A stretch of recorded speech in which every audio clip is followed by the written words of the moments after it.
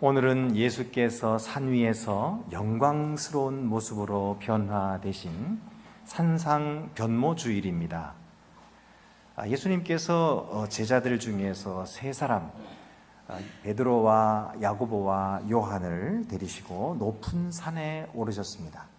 아마 이런 산일 것 같아요. 여기 제가 찍은 동영상을 한번 보시기 바랍니다. 이번에 이스라엘 가서 골란 고원에서 버스를 타고 가면서 찍었어요. 저기 멀리 보이는 하얀 산이 바로 헐몬산입니다. 예수님께서 변화하셨던 산이 바로 이 헐몬산일 것이다, 이렇게 학자들이 이야기를 합니다. 다볼산이라고 주장한 학자도 있지만은 다볼산이라고 주장할 때 그 다음 예수님께서 예루살렘 성에 들어가는 것과는 맞지 않습니다. 그래서 헐몬산이 될 것이다, 그렇게 말하는데요. 이 헐몬산은 해발 2794m, 높은 산으로서 만년설로 덮여 있습니다. 이 사해에서도 이 산이 보일 정도로 이스라엘에서 제일 높은 산이 바로 이 헐몬산입니다. 예수님께서 그곳에서 제자들과 함께 기도하시는 중에 갑자기 그의 형상이 변했습니다. 그래서 얼굴은 해와 같이 밝게 빛났고, 그리고 옷은 이 세상의 사람들이 아무리 희게 빨아도 그렇게 희실 수 없을 정도로 하얗게 빛이 났다, 그랬습니다. 이 제자들은 졸고 있다가 그 모습을 보았거든요. 그래서 깜짝 놀라가지고 보니까 예수님께서 누구와 함께 서서 말씀을 하시는 거예요. 보니까 모세와 엘리야가 나타난 것입니다. 그래서 그들이 셋이서 그곳에서 서로 대화하고 밝은 모습을 보니까 너무너무 좋아가지고 베드로가 급히 말을 하기를, 주여 여기가 좋사오니 우리가 이곳에서 천막 세 개를 치고 하나는 주님을 위하여, 하나는 모세를 위하여, 하나는 엘리야를 위하여 그렇게 우리가 여기 천막을 짓겠습니다, 그렇게 말을 했어요. 그러자 갑자기 아주 환한 구름이 그들을 덮어서 아무것도 보이지 않게 되었거든요. 그러면서 그 구름 속에서 소리가 나기를, 이는 내 사랑하는 아들이요 내 기뻐하는 자라, 너희는 그의 말을 들으라 하시는 이 하나님의 음성이 난 거예요. 제자들은 두려워가지고 얼굴을 땅에 파묻고 엎드리고 말았습니다. 잠시 후에 이 구름이 거치더니 예수께서 그들에게 다가오셔서 두려워 말라, 일어나라. 그리고서는 그들의 몸에 손을 대시자 베드로와 제자들이 고개를 들어보니까 예수님 외에는 아무도 없었더라 하는 이야기입니다. 이것이 이제 제자들이 경험한 변화산의 사건입니다. 그런데 이 변화산의 사건이 공간복음서에 모두 다 기록되고 있습니다. 그 말은 무슨 말이냐면 그토록 중요한 사건이라는 것입니다. 이 사건이 왜 중요할까요? 이 사건이 오늘 우리들에게 주시는 의미는 무엇일까요? 첫 번째로 이 사건이 중요한 이유는 예수가 누구신지를 보여주는 사건이었기 때문입니다. 이 세상에서는 볼 수 없는 영광이 그에게서 나타났다? 그 말은 그가 이 세상에 속한 존재가 아니라는 것입니다. 그는 영원한 세계에 속한 자로서 아버지께 보내심을 받은 하나님의 아들이시다 하는 사실, 그리고 그가 영광의 빛 가운데 거하시는 참되신 하나님이시다 하는 사실을 드러내신 사건인 것입니다.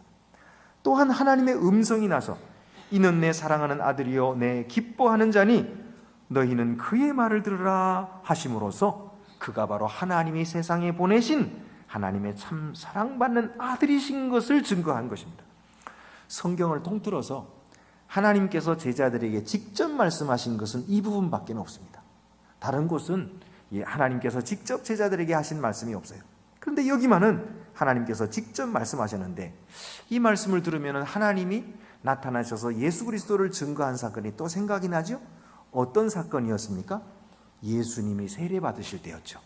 예수님이 세례 받으시고 물 위에 올라오실 때에 하늘의 비둘기 같은 성령이 그에게 강림하시고 하늘에서 소리가 나기를, 이는 내 사랑하는 아들이요 내 기뻐하는 자라 하는 말씀이 나왔죠.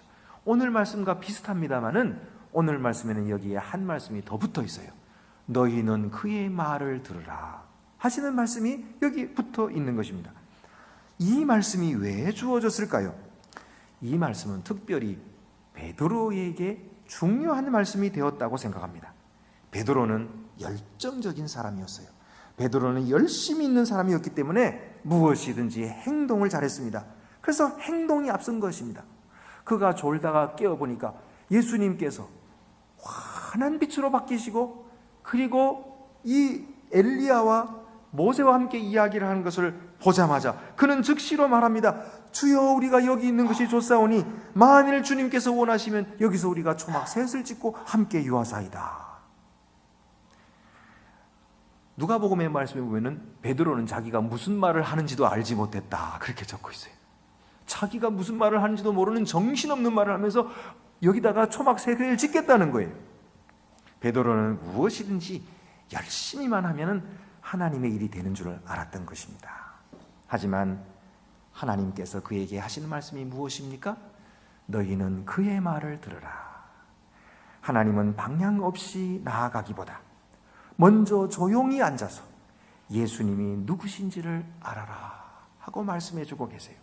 그리고 그의 말씀을 듣고 행하라 라고 말씀해 주고 계시는 것이죠. 그래서 너희는 그의 말을 들으라, 이렇게 말씀하신 거예요. 오늘 우리들도 성급한 행동보다는 먼저 말씀을 듣고 그 말씀에 순종하여 행해야 하는 것입니다. 신앙에는 열심보다도 방향이 중요하기 때문입니다. 우리는 하나님의 말씀을 날마다 듣고 있습니까? 그 말씀을 의지하여 하루를 살아가고 계십니까? 아니면 내가 이제까지 들은 말씀이 많으니까, 내가 기독교를 잘 아니까 이제는 내가 행하면 될 거야 라고 행동하면서 하나님 말씀 없는 일을 하고 있지는 않습니까? 혹시라도 사사시대 사람들처럼 하나님을 왕으로 모시지 못하고 스스로 자기 소견에 옳은 대로 행하여 주님의 뜻과는 멀어지고 있지는 않습니까? 후에 베드로는 이 사건으로 말미암아 주님의 어미하신 영광을 친히 보았다고 고백하고 있어요. 그리고 말씀의 소중함을 깨달았다고 고백하고 있습니다. 베드로후서 1장 16절, 오늘 우리가 읽은 서신서의 말씀을 보면은 우리는 그의 크신 위엄을 친히 본 자라, 우리 눈으로 똑똑히 보았다 라고 증언하면서 이 예언보다 더 확실한 예언을 우리가 받았는데 그것이 바로 성경이라고 증거하고 있어요. 그래서 베드로는 성경의 모든 예언은 오직 성령의 감동으로 된 것이로 어두운 데서 비치는 등불과 같다, 그렇게 말씀하시면서 마음의 샛별처럼 떠오르는 이 예언, 주님의 말씀에 주의를 기울이라, 그렇게 권면하고 있어요. 아마도 그가 이렇게 하나님의 말씀을 들으며 자기가 실수한 것을 기억하고 성도들에게 권면한 말씀이라, 그렇게 생각이 되는 것입니다. 또한 이 베드로의 실패의 경험 때문에 베드로는 변화 사건에 대해서 특별히 기억하고 있었을 것입니다. 베드로가 변화산 사건을 겪기 엿새 전에 무슨 일이 있었습니까? 그는 신앙 고백을 예수님께 했던 위대한 사람이었어요. 너희는 나를 누구라 하느냐 하고 물으실 때에 베드로가 손을 번쩍 들고 하는 말이 주는 그리스도시요 살아계신 하나님의 아들이시니이다. 여러분이 잘 아시는 이 위대한 신앙 고백을 했거든요. 그때에 예수님께서는 크게 칭찬하시면서 천국의 열쇠까지 주셨는데 베드로가 그만 교만해졌어요. 그래서 예수님께서 내가 예루살렘으로 들어가서 거기에서 고난을 받고 십자가에 못 박혀 죽을 것이다, 그렇게 말씀했는데 그만 베드로가 주님 앞을 가로막으면서 주님, 절대로 주님께서 이런 일이 생기지 않도록 제가 막겠습니다. 주님 그리하지 마옵소서. 죽으러 가지 말라는 거거든요. 그때에 예수님께서 베드로에게 뭐라고 말씀하셨습니까? 사탄아, 내 뒤로 물러가라. 네가 사람의 일을 생각하고 하나님의 일을 생각하지 아니하는도다. 그러면서 베드로를 꾸짖었거든요. 베드로가 천국의 열쇠까지 받는 그런 귀한 축복을 받았으면서도 졸지에 사탄이 되어버리는 그런 아주 비참한 지경에 이르게 된 것입니다. 그러니 이 시간에 베드로의 마음이 얼마나 어두웠겠습니까? 자, 그래서 주님께서는 말씀하시는 거예요. 기도와 말씀으로 먼저 주님께 들어라. 그리고 그 후에 그 뜻에 순종하는 삶을 살아라. 그가 바로 우리의 주님이시기 때문이죠. 그러면 왜 하필이면 다른 사람 다 놔두고 모세 그리고 엘리야가 나타났습니까? 여러분, 이것이 이 사건의 중요한 두 번째 이유입니다. 모세는 시내산에서 하나님께 율법을 받아서 이스라엘에게 전해준 율법의 대표입니다. 그런가 하면 엘리야는 많은 선지자들 중에서 그 많은 육신의 죽음을 보지 않고 불병거를 타고 하늘로 승천한 사람이에요. 그러니까 이 사람은 또 모든 선지자의 대표인 것입니다. 게다가 구약 성경에는 메시아가 오기 전에 반드시 엘리야가 와서 증거할 것이라 그런 말씀이 있거든요. 그 말씀이 어디에서 이루어졌습니까? 세례 요한에게 이루어졌죠. 세례 요한이 엘리야의 심정으로 와서 주의 길을 예비하게 되었던 것이죠. 자, 어쨌든 이 엘리야는 바로 이런 모든 선지자들을 대표하고 있는 것입니다. 그러니 이 두 사람이 나타나서 예수님의 죽음에 대해서 서로 대화했다는 말은 이제 예수께서 예루살렘으로 들어가셔서 거기에서 고난받으시고 죽으시고 부활하시는 이 사건이 바로 구약의 율법과 예언서에서 말씀하신 하나님의 약속의 성취라는 것을 말해주려고 하는 것이에요. 그러니까 구약 성경에 적혀있는 모든 하나님의 약속이 이제 예수 그리스도의 십자가와 부활에서 성취될 것이다. 그것을 말해주기 위해서 지금 모세와 엘리야가 나타나게 된 것입니다. 여러분은 무슨 일을 시작하려고 하십니까? 그 일이 옳은 일인지 그런 일인지를 알고 있습니까? 주님의 뜻인지 아닌지, 그리고 이 일이 잘 될 것인지 잘 못 될 것인지를 알고 싶습니까?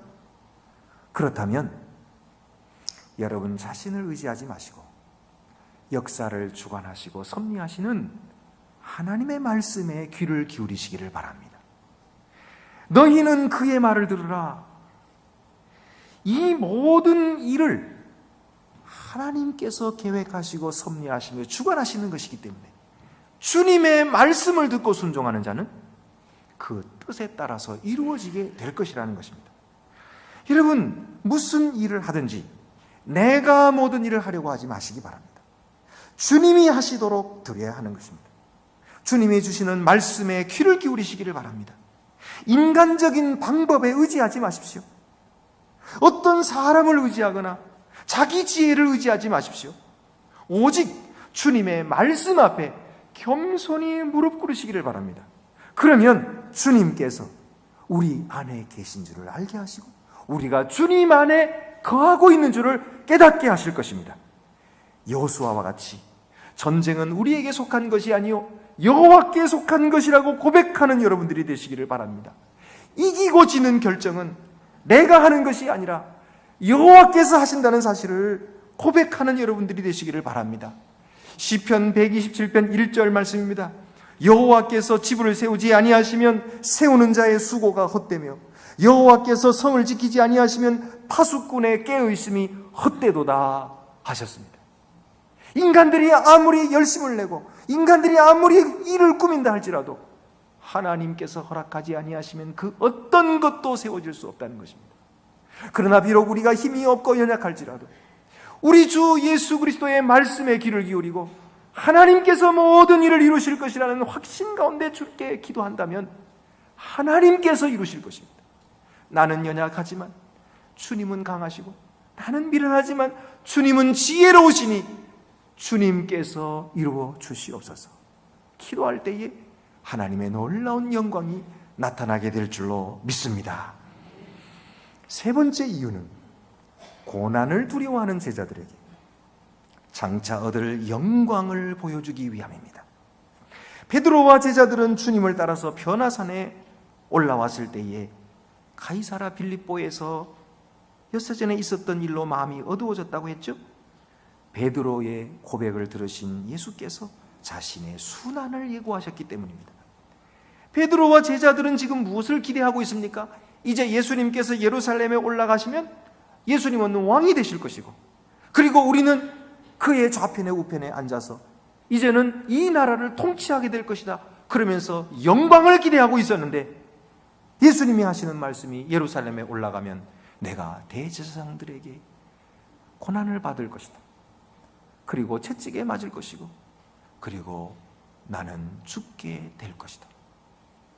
그 후에 십자가의 부활이 있을 것이라고 예수님께서 분명히 말씀하셨는데도 제자들은 그 말은 귀에 들어오지 않아요. 그리고서는 예수님이 고난받으시고 죽겠다는 말씀만 크게 들린 것입니다. 아니, 예수님이 왜 죽으십니까? 예수님이 왜 고난받으십니까? 왜 채찍에 맞으신다는 거예요? 예수님은 그래서는 안 되는데, 베드로가 앞을 가로막아도 예수님은 사탄아 뒤로 물러가라 그러시고 그 길로 계속 가시니 제자들의 마음이 지금 무거워진 것입니다. 마음이 슬프고 그리고 실망스러웠어요. 두렵기까지 했습니다. 여러분, 오늘 우리는 왜 두려움을 느낄까요? 이 세상 살아가다가 덜컥덜컥 우리가 두려움을 느끼고 겁이 나는 이유는 무엇일까요? 우리 속에 주님의 말씀이 없기 때문입니다. 날마다 주님의 말씀을 듣고 그 말씀을 기억하며 살아간다면 우리는 그 말씀을 의지하여서 겁 없이 두려움 없이 살아갈 수 있을 것입니다. 그런데 이 말씀을 듣지 아니하고 이 말씀 없이 내 힘으로 살아가려고 하니까 우리는 이 세상에 두려움에 사로잡혀서 살아갈 때가 많이 있는 것입니다. 여러분, 제자들이 그랬어요. 그때에 하나님이 그들을 도와주시기 시작합니다. 주의 영광을 보여주심으로써 그들을 위로해 주시는 거예요. 그들을 격려해 주시는 것입니다. 제자들은 앞일을 알지 못하여 두려웠지만 하나님께서는 예수 그리스도를 그들에게 보여주시면서 이는 내 사랑하는 아들이요 내 기뻐하는 자니 너희는 그의 말을 들으라. 그의 말을 들으면 모든 일을 하나님께서 이루실 것이라는 거예요. 그렇기 때문에 그의 말을 들으라. 놀라운 영광의 광채를 보여주시며 제자들이 이해하지 않아도 그 말만 들으면 그 영광을 얻게 될 것이라고 말씀하시는 것입니다. 오늘 우리는 무엇 때문에 우리의 마음이 어두워지고 염려하고 있습니까? 무엇이 우리의 마음을 무겁게 짓누르고 있습니까? 오직 주님의 말씀을 들으십시다. 우리의 염려를 대신 지시고 우리를 인도하시는 주님, 우리를 위해 승리를 예비하시고 기다리시는 주님, 비록 주님의 길이 고난의 길, 힘든 길이라 할지라도 주님의 말씀을 믿고 따르면 어느새 주님과 함께 영광의 자리에 승리를 얻게 될 줄로 믿습니다. 요한 크리소스톰은 안디옥 태생의 교부로서 주 4세기부터 6세기까지 활약한 대설교가입니다. 그가 콘스탄티노플의 황후 유독시아에게 미움을 사가지고 유배의 길을 떠나게 되었을 때에 그는 마지막으로 이런 설교를 했다고 합니다. 내가 무엇을 두려워하리요?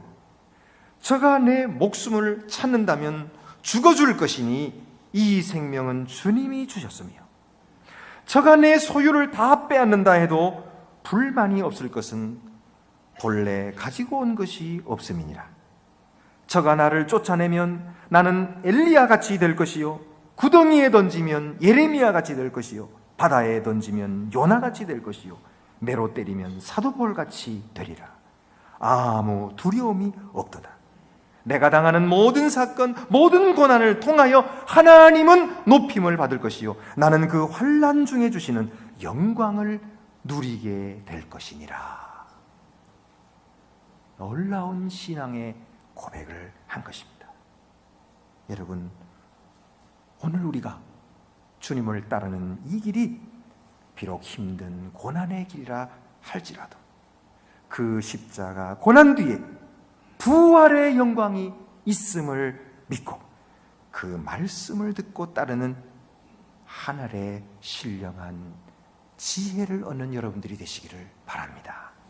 기도드리시겠습니다. 주님, 우리는 주님의 일을 한다 하면서도 주님보다 내가 앞설 때가 많았습니다. 이 일을 내가 이루지 못하면 어쩌나 걱정하며 염려하였습니다. 그러나 이제 주께서 크신 위엄과 영광을 보이시며 우리에게 주신 말씀을 기억하게 하옵소서.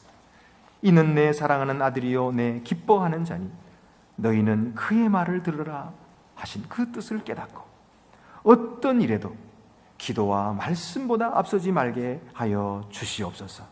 오직 주께서 이루시는 구원의 역사를 신뢰하게 하여 주시고 십자가 고난 뒤에 주님 약속하신 부활의 영광을 바라보며 오늘의 역경을 즐거워할 줄 아는 하나님의 사람들이 되게 하여 주시옵소서. 우리 주 예수 그리스도의 이름으로 기도하옵나이다. 아멘.